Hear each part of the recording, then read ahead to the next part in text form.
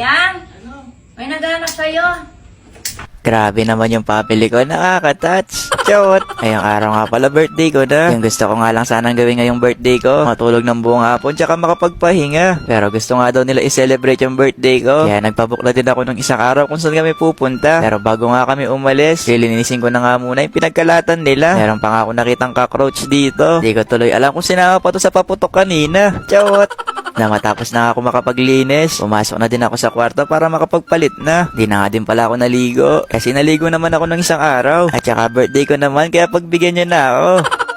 Habang naghahanda nga sila sa loob, lumabas na nga muna ako kasi may naghanap daw sa akin. Naalala nyo pa ba tong batang to? Kaya sinama ko ng isang araw. Maga talaga to pupunta sa amin para manood ng Cocomelon. Nagpapapalit nga siya dyan para daw makapaglaro na. Sabi ko naman sa kanya, aalis muna kami kaya sarado muna yung computer shop. Gusto nga daw niya sumama. Sana malapit lang yung pupuntahan namin, sasama ko to. At saka ilang araw kami doon. Baka kapag sinama ko to, hanapin hindi pumasok sa school. Pero sumama naman siya magatid sa amin. Mag-ingat nga daw kami. Hintayin niya na nga lang daw kami hanggang sa makauwi. Pakalipas nga ng ilang oras na biyahe. Andito na din kami kung saan kayo magse-celebrate. Pumunta na din pala kami nung nakaraan dito. Kaso nga lang nung pumunta kami dito, bumagyo. Kaya sabi ko kapag maganda na yung panahon, pupunta ulit kami dito sa White Rock. At sakto nga ngayong birthday ko. Maganda naman yung panahon kaya tinuloy na namin. At saka gusto kong itry yung mga water sports nila dito. Na makapagbayad na nga ako, binigay na din yung susi kung saan kami tutuloy. Nasa kabilang service pala si na mama. Nauna na kami kasi sila na daw bahala sa mga gamit. 3 araw pala kami dito. 3 room din yung kinuha ko. At saka 3 milyon din kitang gusto. Chawat! Yung maganda pala sa room na pinili namin. Tapat lang din siya ng beach kaya ang sarap tumambay dito. Ayan pala yung mga sinasabi ko na gusto kong itry kaso bumagyo nung pumunta kami. Pero bukas ko na din itatry yung mga yan. Magbubukas na nga muna ako na regalo ng mga natanggap ko. Eto palang mga nandito. Galing din to sa family ko. At eto nga una kong bubuksan, galing to sa akin. Regalo ko naman to para sa sarili ko. Deserve ko naman to. Kahit wala naman akong nagawan tama. Chawot! Etong hawak ko na papel. Eto pala yung resibo ng bag na binili ko. Di pa to pwedeng mawala. Para kung may mali man dito sa bag, pwede pang ibalik. Pero ibabalik ko na lang to kapag 1 year ko na nagamit. Chawot! Kapareho lang din pala nito yung bag kong brown na laging sinusuot. Yung pagkakaiba nga lang talaga, heto kulay black. At eto naman sunod, bag din. Pero hindi ko na to binili. Yung bumili dito yung jowa ko. Ay wala pala ako nun. Etong sunod ko naman na bubuksan. Eto yung regalo ni mama at saka ni papa. Eto na nga lang to yung binili nila sa akin kasi pa ulit-ulit daw yung bag ko sinusuot. Eto pala yung dalawa sa malapitan. At sunod ko nga bubuksan yung kay Kuya Bokyo. Gold na gold nga yung pambalot niya. Akala ko nga nung una Norcube. Chawat! Pero yung box nito parang pang wedding ring. Balot na balot nga, parang ayaw pa magpabukas.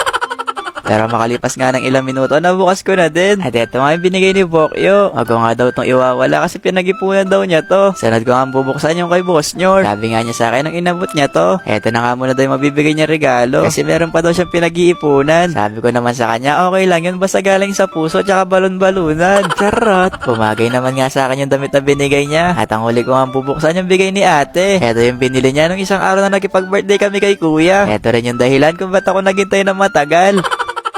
Ang daming ang damit dito sa loob. Yung halos na mga nandito na binigay niya, mga pang swimming. Kaya pala kanina hindi niya na pinapabaon kung ano yung mga dadalhin ko. Eto pa nga yung iba. Yung mga binubulot ko dito para rin bulsa ni Doraemon. Pero halos na yung mga binili niya, terno daw lahat to. At eto na nga lang din daw yung susuotin ko sa buong pag-stay namin dito. Wow! Grabe naman si ate, may parelo pa. Pero parang hindi ko naman kasya kaya papabalik ko bukas. Chawot! Nung kinagabihan nga pala, pinatawag ako dito sa Nayara Bar kasi may sasabihin daw sila. At habang naghihintay nga, umorder na muna ako. Where is Vicky? Hello po. Ay, this song's for you. Happy birthday to you. Happy birthday to you. Happy birthday, happy birthday. Grabe, ito yata isa sa pinakamasayang birthday ko. Na nakaraan kasi nag-birthday ako, sobrang bigat. Pero ngayon, sobrang gaan na. Kaya nagpapasalamat talaga ako kay Lord na yung mga inihiling ko sa kanya noon, nagkakatotoo na. At syempre, dahil din sa inyo yun. Kaya salamat ulit sa panonood ng mga vlog ko. Ayun lang. Bye-bye! Noong nasa probinsya pala kami ni na mama, inaya namin si Lola na sumama sa amin sa Pampanga. Noong una pumayag naman siya. Kaya hetong maliit na kwarto biglang nagawa. Matagal na tong nagawa. Noong nasa probinsya pa lang kami ginagawa na to. Yun nga lang mga guys. Nang malapit na kaming umuwi, biglang nagbago yung isip niya. Sa susunod na bakasyon na lang namin daw siya sasama. At yung gagawin ko nga pala ngayon mga guys, ibenturahin ko na muna yung maliit na kwarto. At saka bibili pa ng ibang materyales para mapaganda lalo yung kwarto. Kapag talaga nandito na ako sa nagtitindang pintura, hindi ko na alam kung anong pipiliin ko. Kaya madalas kulay puti na lang yung binibili ko. At saka yung kulay black na pintura, yan na din yung ginagamit ko para maghalo yung kulay. Pagkatapos ko nga pala makabili ng pintura, dumiretso naman ako sa malapit na mall para makahanap ng gamit. Hindi na din pala ako nagpalit ng damit. Magpapalit pa kasi ako, baka mapagsaran ako dito. Basta tinatamad na akong bumalik kanina. Pagdating ko nga sa bilihan ng mga gamit, yung una ko nga hinanap yung single na kama. At eto nga, ay mga estudyante dito na tinatawag si Charot. Ang tinawag nga nila ako dyan, dali-dali rin ako nagtago. Nagtago ako sa kanila kasi di pa ako naliligo. Tapos saka pang araw-araw pa ako napunta ako dito sa loob ng mall. At eto pa nga, baliktad pa yung short ko. Ngayon ko lang din nakita yan habang nag-BO. Ito ko na din pala lahat binili yung mga kakailanganin para di na rin ako mapagod tsaka maghanap. At tsaka andito na din halos lahat ng mga kakailanganin ko. Na makapili na ako ng mga bibilhin ko. Pinaayos ko na din lahat kay kuya para makapagbayad na. Halos di-assemble naman lahat ng mga to. Kaya magkakasya lahat yan sa loob ng kwarto. Kinabukasan na pala to mga guys. Pagising namin ni ate, inayos na kagad namin yung kwarto. Bago nga namin umpisahan yung pagpipintura, naglagay na nga muna kami sa baba ng mga karton para hindi magkalat yung pintura. Medyo mahirap kasi linisin yung pintura sa tiles, lalo na kapag medyo nagtagal. Pinagmekos-mekos ko lang pala yung pinturang black at saka yung puti. At na medyo magustuhan ko na nga yung kulay. Tumigil na din ako sa kakamekos-mekos kasi gusto ko na rin yung kulay.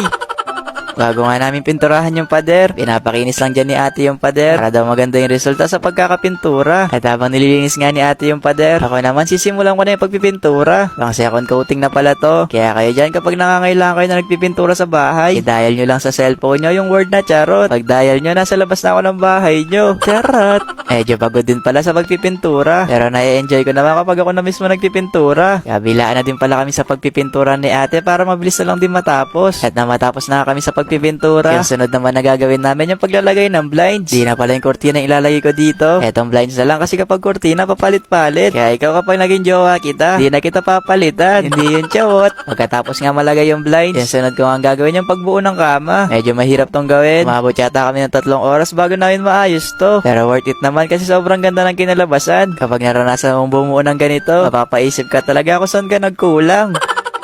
Pero pagkatapos kong buuin tong kamang to, susunod ko ng buuin yung buhay mo. Chot! Pero focus muna ako sa pagbuo dito. Baka kasi kakacharot ko sa inyo. Imbis na kamay mabuo, maging divider to. Charot!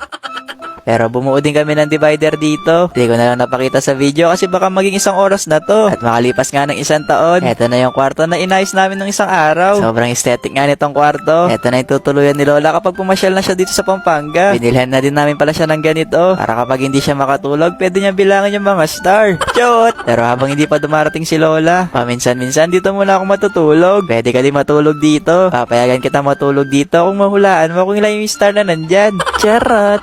Pero hetong ginawa talaga namin ni ate para to kay Lola. Kaya habang wala mo na si Lola, matutulog na muna ako dito kasi buong maghapon din ako napagod. Ayun lang. Bye-bye!